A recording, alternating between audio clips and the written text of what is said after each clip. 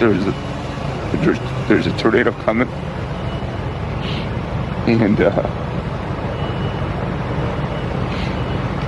she said, what should we do? And I said, hold on a second, I think it's turning to go the other way. And I said, no, it's coming at us. I said, we should run to your brother's house and get in his basement. Grabbed a bunch of pillows and blankets, and I just kind of huddled over them. And it wasn't, I can't say it was that loud, but I knew it was bad when I seen the water come underneath the bathroom door. Without pay.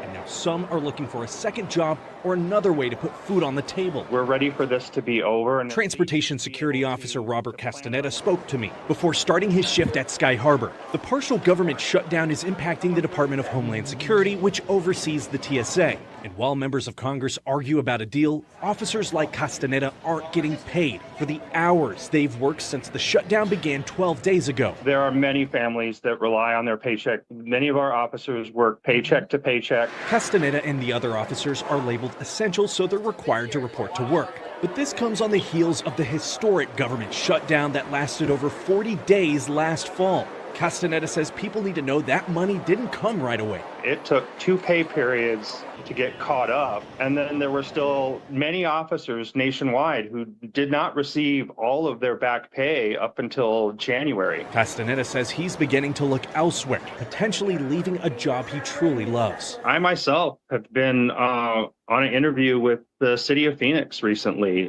just as a backup plan. The current shutdown is the result over a fight over ICE, not the TSA. But both agencies are under the DHS umbrella. Senator Ruben Gallegos spoke before the shutdown about how he was refusing to fund DHS. Wow. So let's talk about the implications of this shutdown. As you guys saw in the first video, that man was devastated by the tornado. Well, FEMA is currently shut down. They're not getting paid. So again, these are things that DHS and things are in control of. And then of course we saw TSA are not being paid. Our national security is at risk. The reason why the Democrats have not and do not want to fund DHS has very little to do with ICE, because ICE is funded. Yes, ICE is funded until 2027. So ICE is good. But the reason why is, according to their leader, Hakeem Jeffries, he said he does not want ICE officers near polling stations. This is the sticking point. They keep saying the quiet part out loud, but the media will not report on it. Everything that you hear them say is, we don't want anyone checking IDs. We don't want anyone verifying citizenship at a polling place. Why do you think that is? Why do you think that is? Could it be because they vote? Illegals vote? Listen, they just arrested a guy in Pennsylvania. And Michigan, I believe. He voted in every election since 2008, like he belongs here. This is what we're talking about.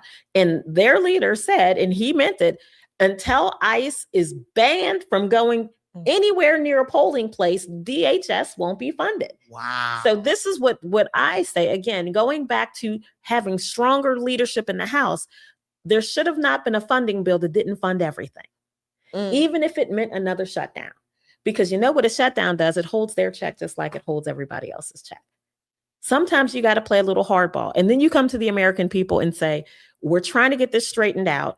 I know this is the second one in a row. We get it. We understand it. But there are some things that we have to stand on. And yes, the American people are not the American people of old.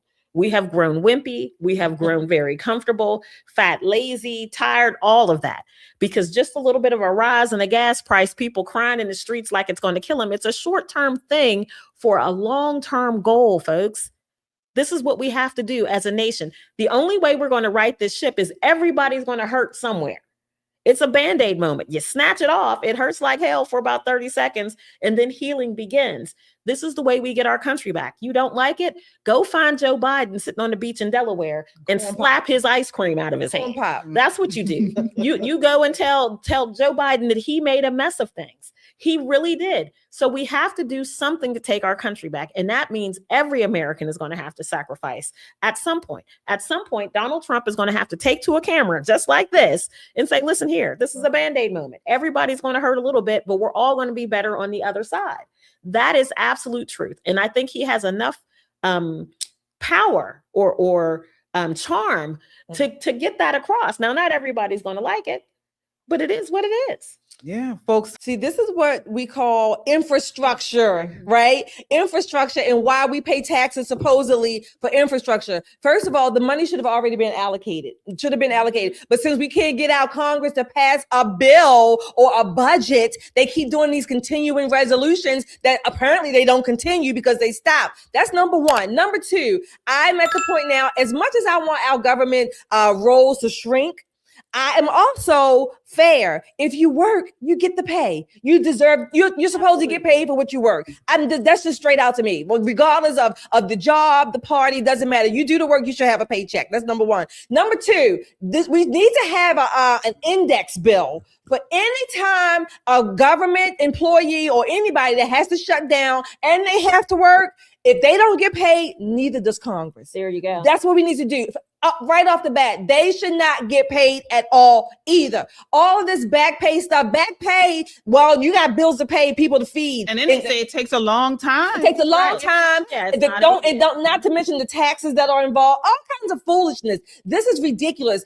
I've read somewhere that there are lines, TSA lines in airports, in the garages. Mm-hmm. People have to wait in the garage before they go into the airport. The lines are going around. I think it was in Texas. Yeah. In Texas, you got to stand in the garage. Well, what the hell is my TSA pre-check paper? Oh, that's no more right now. I mean, I'm just saying, we already paid it, right? We already paid it. They shut that down. This is a shame, as my grandmother would say. It's a shame before the Lord. That's what my grandmother would say. But this should not be happening. These bills, FEMA, Coast Guard, the Coast Guard, we have threats. We're in the middle of a war, a campaign, military kinetic action, whatever you want to call it, an excursion. We have threats, and they can come to the West Coast. That says that Iran has missiles that can reach here. Well, that's what it says.